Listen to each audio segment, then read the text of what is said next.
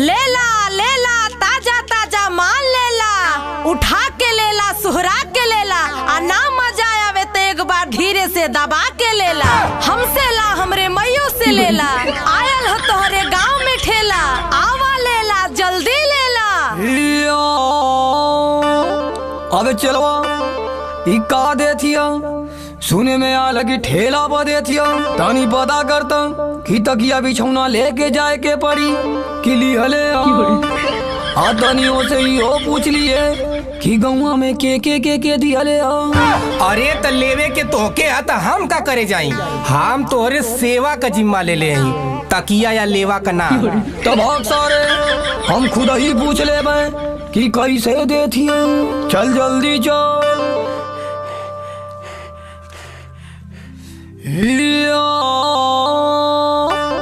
अरे छमिया कैसे देवी, यही जो देवी कि बिटवा के पीछे देवी।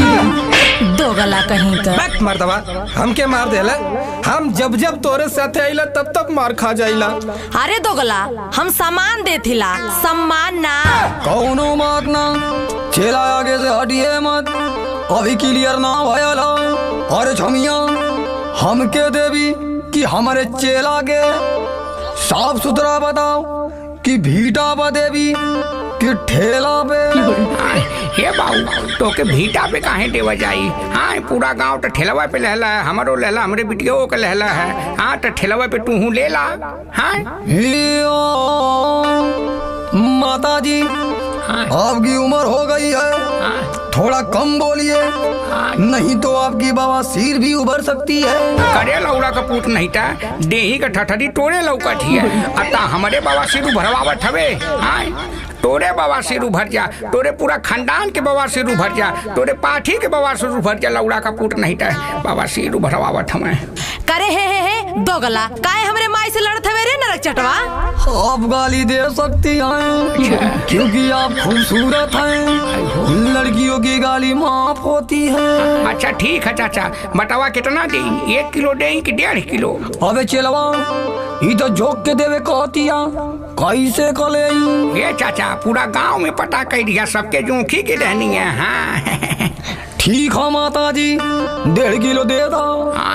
माता जी लौड़ू को पुटो के हम माता जी लौका ठेला। सॉरी भाऊजी। हाँ अब ये बाती पे देखा तो के हम दूठे बढ़ा के दे। हाँ ये बनी दरियन कर दे।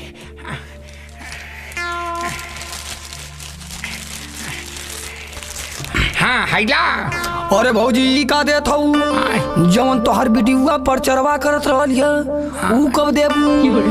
ये चाचा कौना चीज का हमार बिटिया प्रचार करत रहली है। हाँ उठा ममक तो प्रचार करत रहली है। अरे नहीं ऊ कहत रहलिया दबा के लेला, सुहरा के लेला, अपन बात पे खरा उतरा, हम तोहर भगवान हई, कस्टमर भगवान के समान होला। कहो चाचा कैसा नंदा के बंद बोलत हवा तू।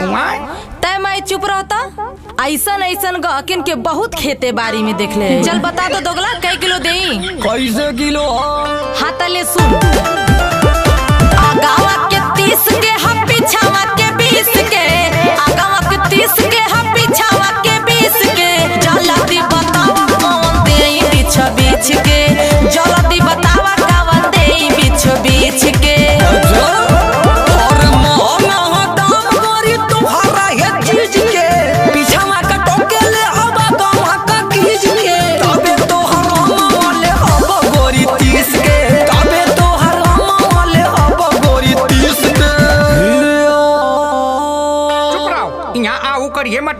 यहाँ तो राहू ना चली, यहाँ पैसा चली। हाँ इतना नीक से हमार बिटिया टोके दिए थियवे, ले पौटा ना हवे तो करत हवे।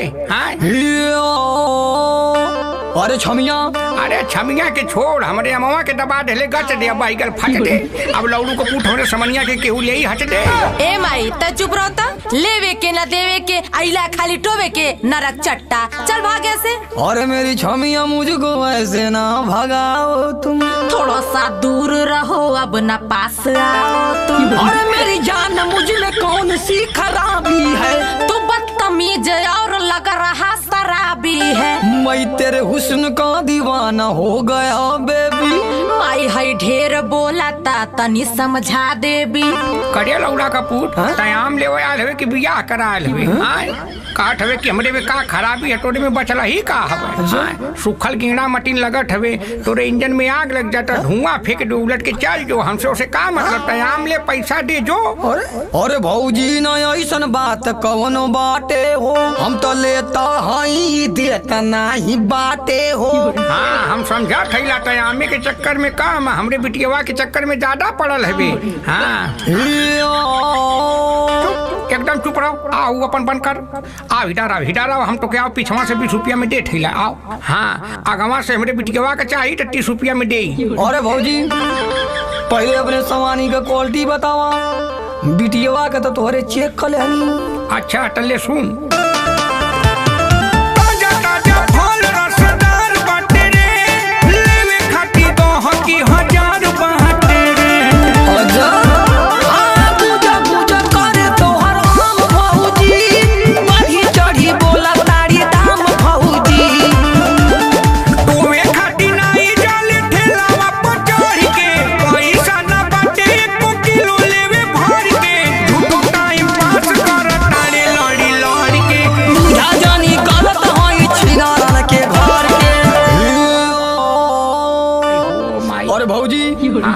लगत हमाल तोहर कौनो से छुआइल हो लगल ह दाग तोहर आमई झुराइल। हाँ सड़ल गोबर मट्टी मुँह लेके बोला ठवा आइला त गच गच हमरे बिटियो का डाबा ठवा हमरो डाबा ठवा।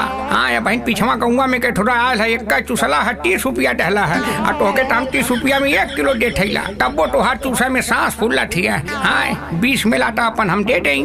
अरे भौजी तोहर आम बड़ा खट्टा है। कहो भौजी ये मुआ कैसे देत हो? हाँ ये बाबू हम तो 20 में दे थैला लेकिन हमारे बिटिया के लेबा तो 30 में दे।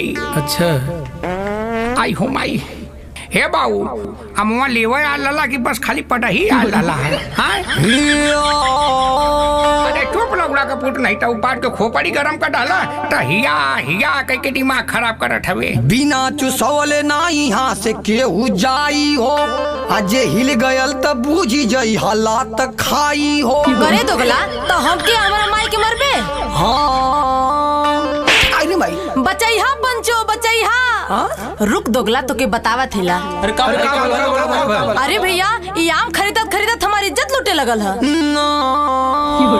हे पंचो जब से लौड़ा का पुट आयल है तब से कैले हवे। अच्छा बता दे बहनी का भइल बताता। तबला सुना लेवे के बहाने हमर गाल धरता तब ही से मोके परेशान करता। अरे झूठ बोलतिया झूठा हो के चाल फैलावतिया हो हम माथुसा के ही फसावतिया हो।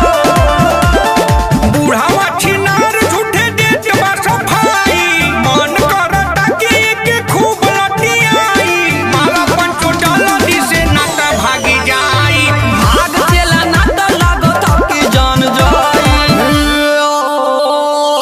अब भागा था लौड़ा पुट भागा था आओ नरक चट्टा यार तो कहता सारी आम तू सावा ठेला लौड़ा का पुट।